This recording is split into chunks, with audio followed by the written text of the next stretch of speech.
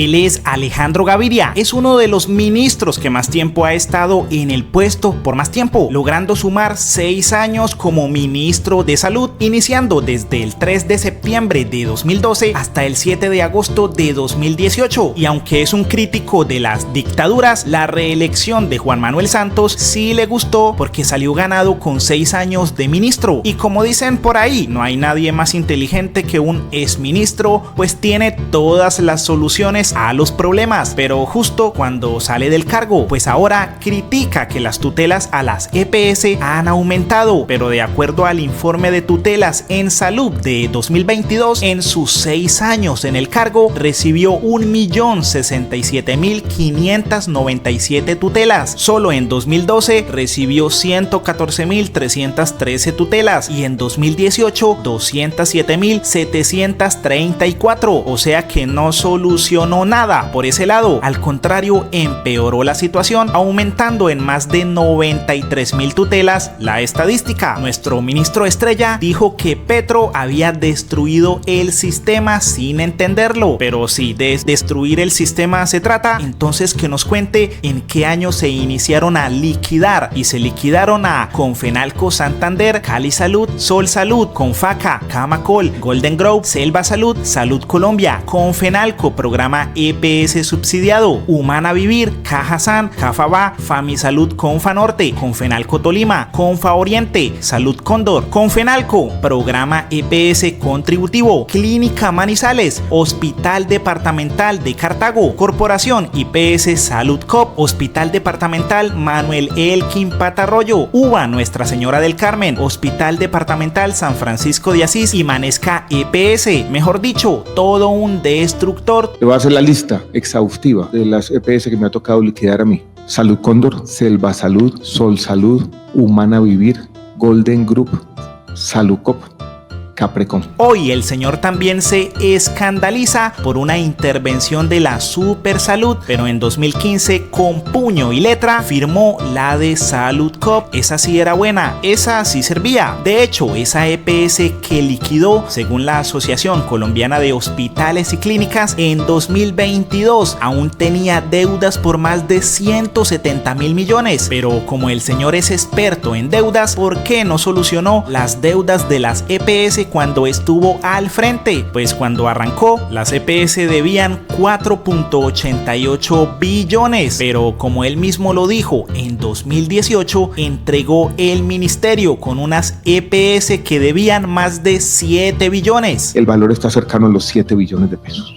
O sea, solo en sus 6 años aumentó en una tercera parte el total de las deudas. ¡Qué buena gestión! El señor Gaviria recibió en 2012 estas EPS como las más mala paga, pero en sus 6 años como capitán nada pudo hacer. Salud Cop, Café Salud y Comeva terminaron liquidadas y debiendo una billonada. Comeva 494.215 millones, Café Salud 420.890 millones y Salud Cop 170.425 millones. ¿Qué pasó, señor Gaviria? No que usted se las sabe todas, pues ahora es experto en escribir una chorrera de argumentos y justificaciones, pero cuando le tocó gestionar fue incapaz. El señor, en sus logros relevantes entre 2014 y 2018, presentó el que los colombianos contábamos con un seguro o una cobertura en salud, pero ¿saben qué significa realmente esto? Hoy que es tendencia, hablemos de uno de los grandes logros que le adjudican a Alejandro Gaviria. Dicen que gracias a él aumentó la cobertura en salud, pero aclaremos, ¿qué es cobertura y qué es acceso a salud? Muy lindo y muy bonito que digan que todo el mundo tiene carnet y que todo el mundo está afiliado a una EPS, pero eso no significa que le estén dando realmente un acceso al sistema de salud. Pues no podemos olvidar que en los 8 años que él fue ministro de salud de este país, el 22% de los hospitales públicos que atienden a la población más pobre e indefensa de nuestro país estuvieron en riesgo fiscal y financiero. Mientras los mercachifes de la salud de nuestro país, es decir, las EPS, se mantuvieron súper sólidas. Y es más, a quienes les abrieron investigación como a Salucop, victoriosos. Y ante todo esto, Luis Carlos Leal, superintendente de salud, así se refirió contra el exministro. Actuar coherentemente y proteger los recursos de la salud como lo ha hecho este gobierno. Otra cosa es sentarse a darle facilidades a todo el mundo para que la plata siga perdiendo. Entonces yo veo que la plata se cree pierda. Que eso fue lo que pasó? Claro, si el ejemplo más claro es Salucop. Salucop no lo transformó luego en Café Salud, no permitió que Medimás con $1 millón abriera una empresa para afiliar una cantidad de personas para recibir billones de pesos al otro día. ¿Eso era responsable? Entonces, como dejé que se quebrara una EPS porque nunca la vigilé y porque se robó 1.5 billones de pesos, entonces creemos ahora una con $1 millón para que asuma la cantidad de afiliados y ahora va a recibir billones de pesos para poderlos mantener. ¿Y cuál fue el destino de Medimás? Igual, crónica de una muerte anunciada. Sí. O entonces la otra solución de él, ¿cuál fue? No, pues entonces hagamos unas leyes de punto final y paguémosle lo que pobrecitos de pronto se han perdido en el camino. Pues si esas son las soluciones que él plantea, yo sí estoy en contra de ese tipo de soluciones, y él estuvo muy en contra inclusive de la decisión de la Corte. Él retrasó muchas veces la decisión de la Corte. La Corte en el año 2008 dice: en Colombia la salud no es un servicio como lo dice la Constitución del 91. En Colombia la salud es un derecho y así se tiene que garantizar, y le da la orden casi que al Congreso de, bueno, legislen en ese sentido. 2015, 7 años después, se logra la ley estatutaria de salud y él dice que él la defendió. Si revisamos realmente cómo fueron esos debates, él trató de meter inclusive 2 artículos que gracias a la vida la Corte Constitucional tumbó porque iban a favor de defender un negocio y no un modelo de derecho. Entonces, sí, muy lindo que le esté haciendo una campaña política, muy interesante, que hoy se preocupe por la salud de los colombianos, cuando tuvo 6 años para hacerlo y pues lamentablemente se quedó en proteger otros intereses que no son los intereses que defiende este gobierno. ¿Y ahora que estaba en el gobierno, usted cree que estaba en la misma tónica? ¿Quién? El ministro, porque aunque él no era ministro de salud, sí dio sus opiniones contrarias a la reforma a la salud. Pues es que se dedicó a eso. O sea, como ministro de Educación... O sea, no hizo nada de ministro de Educación, sino que se dedicó ni de salud en su momento. Pues a favor al menos de los derechos de las personas. Entonces, pues si se dedicó a criticar una cartera que ni siquiera es la de él, y ahí sí, como dijo alguna vez alguna alcaldesa en un evento muy desafortunado, trabaje mi señora, no lo hizo. Entonces, pues grave.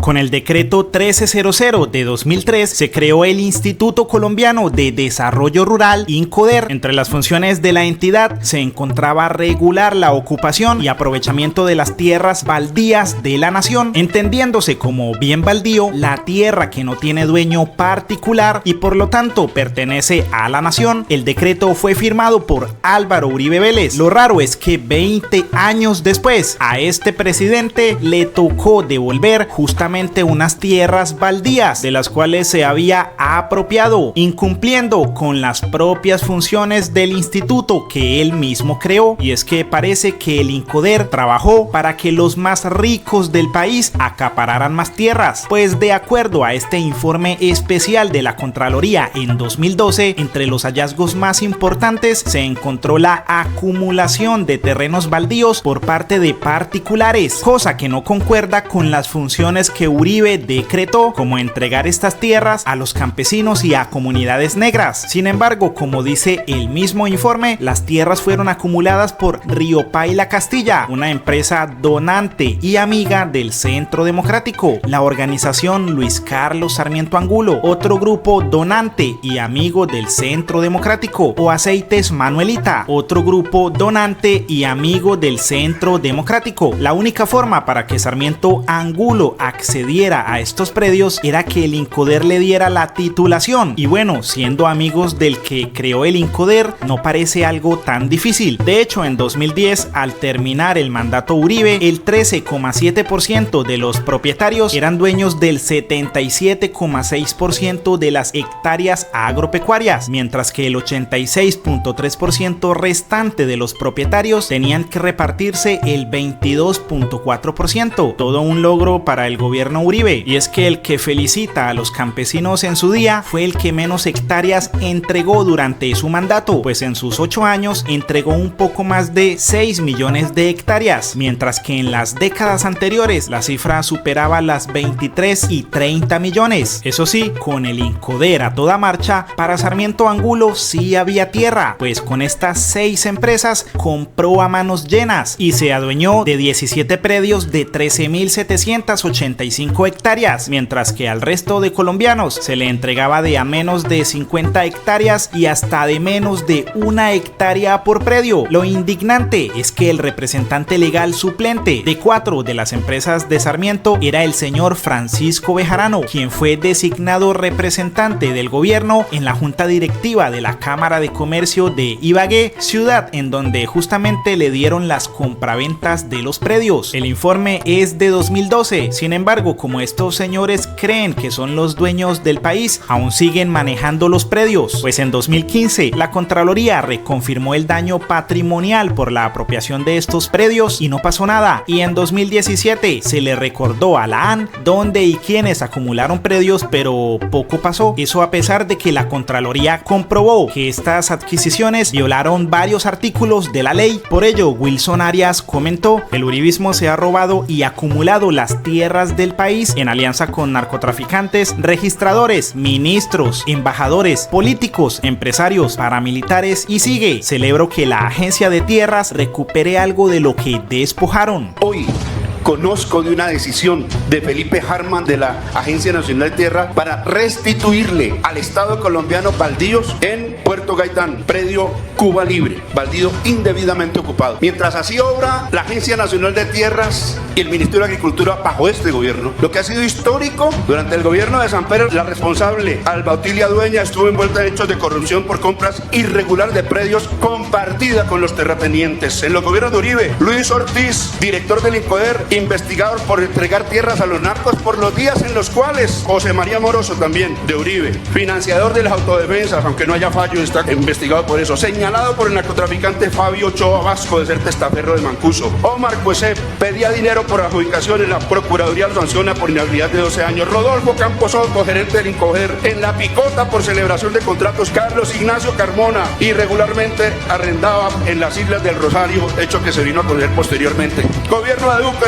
Miriam Martínez, líder de FEDEFALMA, con actitudes supremamente cuestionables en el caso del Brasil, con predios de Carranza incursos en sus maniobras político-económicas. En cambio, para resumir, me alegra poder decirle al país, mi denuncia de Mónica Semillas durmió el sueño de los justos. Sandra Morelli de la época dijo, recupérenlo inmediatamente, no hubo poder humano. Y hoy bajo este gobierno, ANT decide recuperar, después de 13 años, mediante procesos agrarios, 3.334 hectáreas, y logramos nosotros, mediante nuestras gestiones, que reintegrar a 2.000 millones de pesos que indebidamente le han dado en agroingresos seguros sobre el cual el ministro de la época de Felipe Arias, con denominaciones políticas concretas, estuvo en la cárcel. Quiero decir que me entusiasma ver que mi gobierno intenta demostrar esto, que es una captura histórica, centenaria, por partidos, por denominaciones y por agentes económicos, narcotráfico y paramilitarismo incluido, para mencionar apenas unos. Los medios han querido encarretar a los colombianos diciendo que Petro quiere destruir a las EPS y por ende al sistema de salud, olvidando que el sistema se destruye solo desde que inició. Solo en 2019, de acuerdo al informe de rendición de cuentas de Iván Duque, fueron liquidadas las EPS Confacor, Cruz Blanca, Endisalud y Salud Vida, y se realizaron revocatorias parciales para Comparta, Comeva y Medimás. Y es que los medios nos pintan la destrucción del sistema después de que Petro entró a la Casa de Nariño, pero es un sistema tan insostenible que hasta el mismo Iván Duque prometió saldar las cuentas, aunque sucedió todo lo contrario. La deuda que hay con el sistema de clínicas y hospitales es de más de 7 billones de pesos.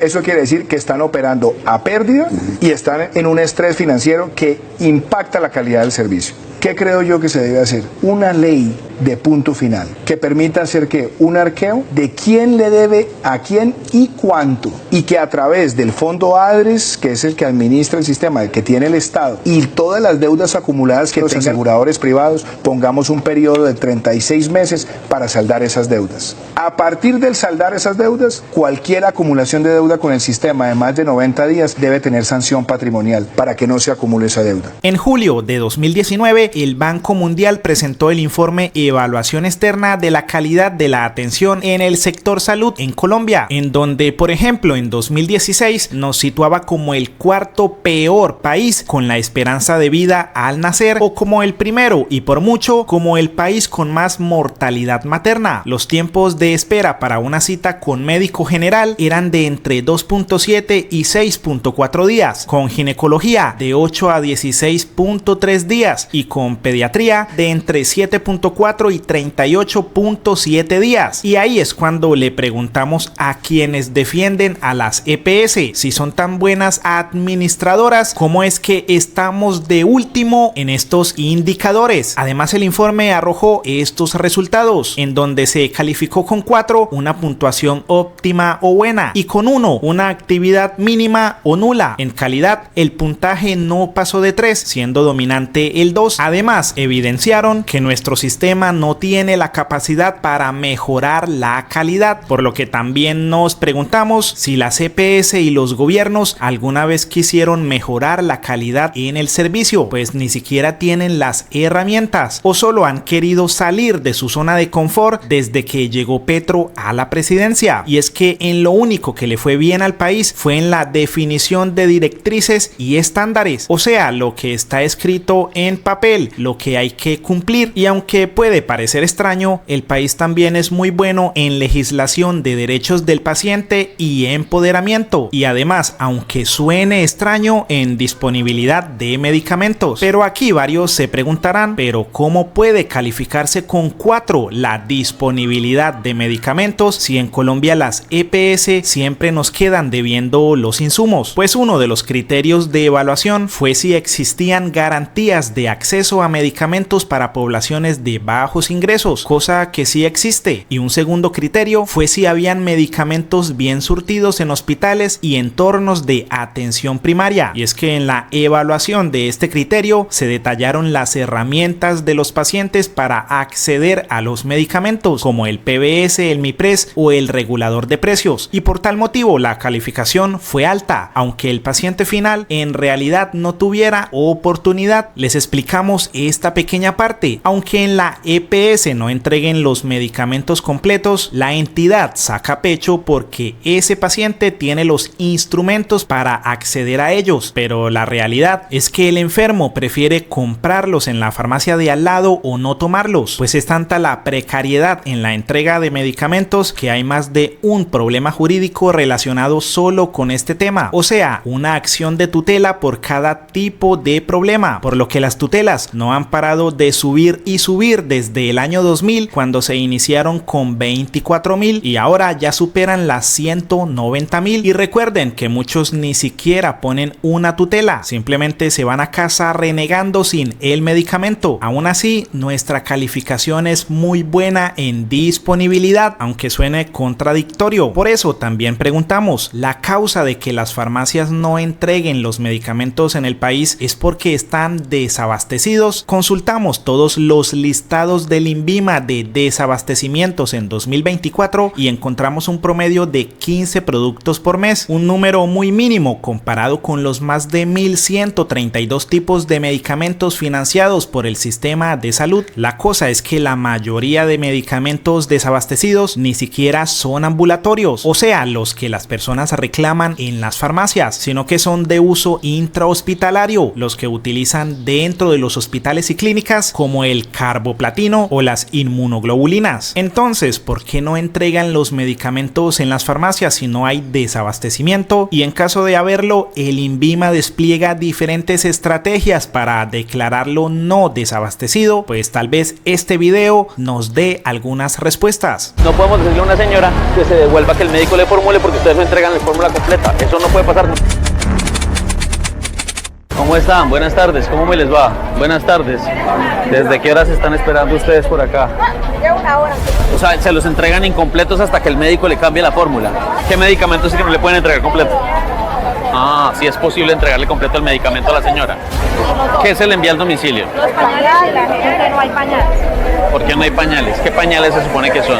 Si están acá, ¿por qué no se los damos? Ya le van a entregar sus pañales, ¿no? Sí hay, tranquila que sí hay. Encontramos pacientes de la tercera edad que no tienen ruta de atención prioritaria y que llevaban mucho tiempo esperando. Una señora con enfermedad renal crónica con más de 8 horas de atención. Este medicamento dicen que no hay, no lo encontramos en inventario. La señora se iba a ir sin pañales para la casa porque decían que no tenía y sí había. Desde la 1 estamos. Cuando estábamos, no habían sino como 4 atendiendo y ahora no está el correo atendiendo. Ahorita que vino la Superintendencia de Salud, me di cuenta que fue efectiva la visita, en el cual sí empezaron a entregarse los medicamentos tal como tenían que hacer. Le agradezco mucho estas visitas que están haciendo y ojalá las sigan haciendo frecuentemente por el bienestar de muchos y de todos. Muchas gracias, Superintendencia. Muchas gracias al señor Superintendente por su bonita labor, gracias a la gestión de él y todo su personal. Gracias a Dios nos han entregado hasta el momento los medicamentos que teníamos pendientes de 3-4 meses atrás. Ya me los llevo. Gracias, Supersalud. Por ello, el presidente Petro comentó: aquí se demuestra cómo el sistema de salud de la Ley 100 no se construyó alrededor del paciente, sino del negocio. Toda acción de acaparamiento de medicamentos debe pasar a la justicia penal. Esconder los medicamentos es un crimen. Todo empleado de empresas donde se realiza acaparamiento de medicamentos en contra de los pacientes tiene el deber de denunciarlo a la Superintendencia de Salud. El incremento de tutelas tiene que ver con la tardanza en la entrega de medicamentos y resulta que no se debe a escasez en el mercado, sino a una política deliberada de empresas de salud para provocar antipatías y especular con los precios. El peor oso que he hecho en mi vida, no sé, hay muchos, pero no sé cuál será. Y es que si de oso se trata, Iván Duque tiene importante reconocimiento en el tema. Recordemos que ante la ONU presentó un documento recopilatorio con denuncias sobre la presencia de guerrilleros colombianos en Venezuela, que incluía fotos sin el respectivo crédito, por lo que medios extranjeros como France 24 titularon que Duque entregó a la ONU información falsa sobre guerrilleros colombianos en Venezuela. Y es que una de las imágenes que presentó nuestro representante en la ONU diciendo que era en Venezuela resultó ser en el Cauca en 2015. Mejor dicho, Duque llenó las portadas de los medios extranjeros, pero protagonizando un oso mundial. No sé, hay muchos. Pero ahí no para la cosa. Escuchemos lo que dijo Juan Manuel Santos. Y ver a mi presidente más o menos haciendo el oso, porque al irse a Naciones Unidas, que es la institución que más conoce este acuerdo, que más lo ha defendido, que más lo ha elogiado, que más lo ha verificado, a decir que es un acuerdo frágil y que este gobierno ha hecho más por la paz que el gobierno anterior, pues lo que resulta es que pierde toda credibilidad, no solo como persona, sino como presidente, y quien pierde es el país. Y cómo no recordar que durante una sesión de la UNESCO en París, el presidente Ivancho hizo tremendo oso al hablar de su economía naranja. Nos remontamos a lo que llamamos las 7 I's. ¿Y por qué 7? Porque 7 es un número importante para la cultura. Tenemos las 7 notas musicales, tenemos las 7 artes, los 7 enanitos. Mejor dicho, hay muchas cosas que empiezan por 7.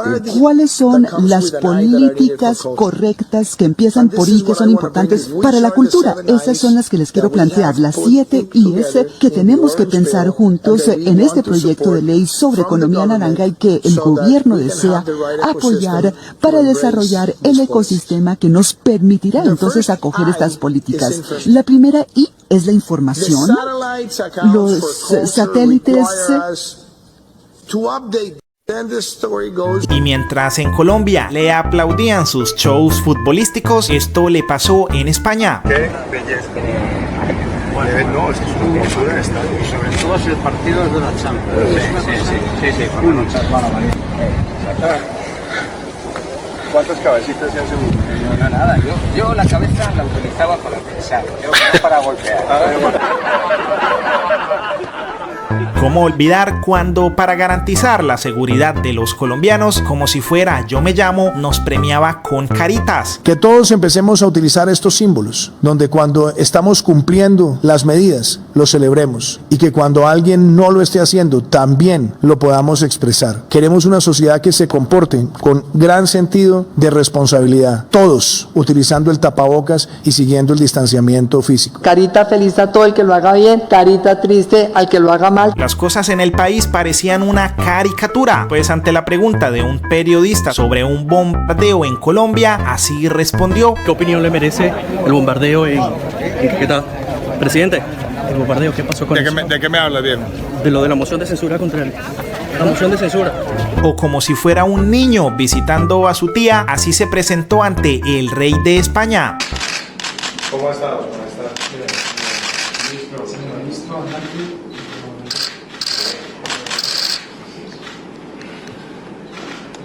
Le mando muchas saludos, su gran amigo el presidente Uribe. Muchas gracias.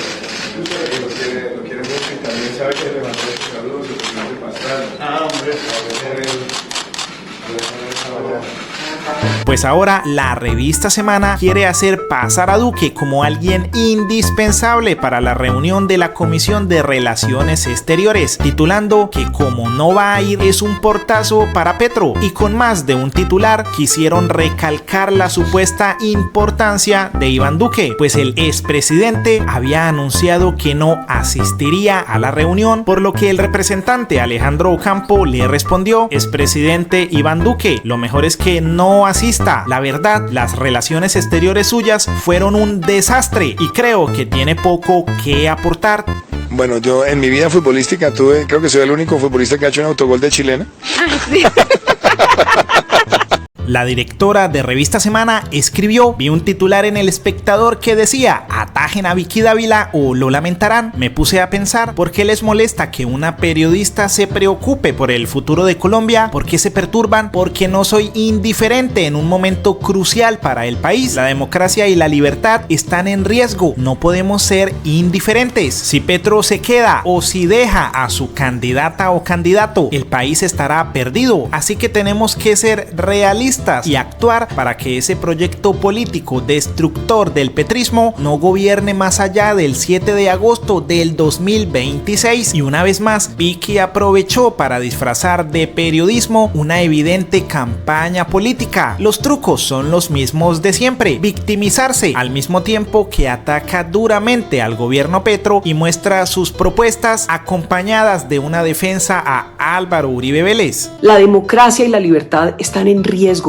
y no podemos ser indiferentes. Este es un momento que exige grandeza, unión, claridad mental. Hay que resistir y tratar de aminorar el daño que ha generado Petro en 2 años de gobierno y el daño que puede hacer en el tiempo que le queda en la Casa de Nariño. Si Petro se queda o si deja a su candidata o a su candidato, el país estará perdido. Ni Uribe ni Santos ordenaron los falsos positivos. Eso es delirante. Por lo demás, que los culpables paguen, que vayan ante la justicia. Me tienen que atajar, como dice El Espectador, porque creo firmemente que cualquier gobernante debería simplificar el sistema tributario colombiano. De esta salimos. Van a ver que sí. Y es que esa fue su respuesta a esta columna de El Espectador titulada atajen a Vicky Dávila o lo lamentarán. La columna le dolió tanto a la periodista que desplegó todo su arsenal en Semana para ella misma lavarse la cara. También salió con el cuento de que las élites que ayudaron a elegir a Petro y ahora transan con él y su gobierno la quieren atajar, claramente transformándose en una supuesta líder del pueblo y no de las élites, porque sabe que ahí están los votos. Pero la simple idea es tan ridícula que olvida que el dueño de su revista es uno de los hombres más ricos de Colombia y por tanto de la más alta élite colombiana, y está tan desubicada que quiere asociar a El Espectador con Gustavo Petro, cuando los dueños de ese medio apoyaron y patrocinaron a la oposición como a Iván Duque o a Cambio Radical. Y es que la columna de El Espectador la dejó tan mal parada que le tocó compartir y recompartir y recompartir y recompartir y recompartir la misma respuesta. Pero ¿qué decía la columna que tiene tan estresada a la señora Dávila? Pues que detrás de la posible candidatura presidencial de la periodista está el grupo Gilinski y que nada tendría de raro que esa ansia de más poder haya pesado a la hora de comprar la revista Semana. Se escribió que la señora se volvió protagónica hasta en los titulares del la propia revista que dirige y desde esta semana será protagonista de sus propios eventos. Y es que nunca habíamos visto que una periodista se hiciera noticias de ella misma, y tal como lo compartió la misma columna, ella misma es la protagonista de sus propias portadas, vanagloriándose a sí misma, metiéndose por los ojos de algunos colombianos, reiteradamente siendo una protagonista casi a las malas. El periodista también escribió: el pecado de Vicky Dávila no es tener aspiraciones presidenciales, su pecado es haber transgredido los principios de un oficio noble por naturaleza, como es el periodismo. Tal nivel de descaro no se había visto en la historia de la prensa colombiana. Me late pues que los empresarios compraron un prestigioso letrero, la marca Semana, no para hacer el mejor periodismo posible, sino para usarlo como sombrilla de un suculento apetito, el poder magnificado que otorga hacerse con el primer cargo de la nación. Pero el candidato no es el propio dueño de la revista, pues eso de gobernar en cuerpo ajeno se lo inventaron los políticos colombianos, con lo que podría interpretarse que Dávila es un verdadero títere. El columnista, por tanto, pregunta: ¿quién debería atajar a Vicky? ¿La deberían atajar los partidos políticos para no quedar pintados en la pared? ¿Qué pensará ahora María Fernanda Cabal por haber impulsado la visibilidad en la derecha de Vicky Dávila, llenando titulares en la revista de Dávila? ¿Qué pensará ahora que es posible que tenga que repartirse los votos con Vicky Dávila al convertirse en su rival? Lo mismo pasa con Paloma Valencia, Paola Holguín y el niño Miguel Uribe, quienes tal vez sin saberlo, con su participación cada 8 días en Semana, le daban más popularidad a su ahora rival. En el artículo también se pregunta si la deberían atajar los demás medios de comunicación. El periodismo, como el cuarto poder que dice ser, debería ser un precedente. Alienta saber que ciertos medios dejaron de hacerle el juego a Dávila, no replicando sus informes o encuestas. Quizás no vean como su competencia a una revista que usa el contenido para hacer proselitismo encubierto, como por ejemplo esta portada de la revista, donde lanzan una propuesta económica para el sistema tributario como si fuera una propuesta para una campaña electoral. Pero sigamos con el tema de los atajadores. ¿La deberían atajar los otros conglomerados económicos? Pues con los Gilinski manejando los hilos del poder, tendrían no un competidor sino un suprarrival. Esos rivales como Sarmiento con El Tiempo, Ardila Lule con RCN y compañía, o los Santo Domingo con Caracol, Blue Radio y El Espectador. Sí, a esto llegó la dichosa democracia en Colombia. No somos los colombianos quienes elegimos presidentes y congresistas, sino los dueños de los medios de comunicación, los más ricos del país. El artículo también pregunta: ¿es Semana una revista o un panfleto político? ¿Cuánto tiempo falta para que aquel elegante edificio donde funciona la sala de redacción de Semana sea adaptado como sede de campaña? Si es que ya no funciona como tal, pues por ejemplo con la estrategia de Vicky en Semana por Colombia, la señora disfrazada de periodista empezó una gira al estilo de candidato político por el país. El artículo terminó con este interrogante: ¿está Colombia preparada para que la gobierne una mujer? Y si la respuesta es sí, ¿cuál de las mujeres que se cree presidenciable tiene el perrenque para encaramarse en el potro donde ahora está Petro? Ya veremos si los colombianos escogen a conciencia o dejan su destino en manos de Neptuno retrógrado. Pues la columna también nos recuerda que ya la historia del presidente periodista se presentó en Colombia con Andrés Pastrana, otro bendecido de las cámaras, director y presentador de noticieros, cosa que no es garantía de competencia e idoneidad para dirigir los destinos de 50 millones de almas. Y ante la respuesta de Vicky, Matador le respondió: parece que Vicky Dávila no leyó la columna, se quedó con el titular, como hacen el 90% de las personas. Si hubiese leído la columna, había encontrado algo peor. En la columna la comparan con Andrés Pastrana, que luego de ser periodista llegó a la presidencia y le entregó el país a tiro fijo. No hay nada más peligroso que un idiota con poder o un yerno con ideas. Y lo más ridículo e incoherente es que la cuenta del Centro Democrático criticó la columna de El Espectador diciendo que atacan la libre expresión y a la libertad de prensa, pero al mismo tiempo son ellos los que atacan la libre expresión y la libertad de prensa atacando la columna de El Espectador. Y es que tal como Vicky Dávila, la libertad de expresión solo se vale cuando son ellos los que hablan.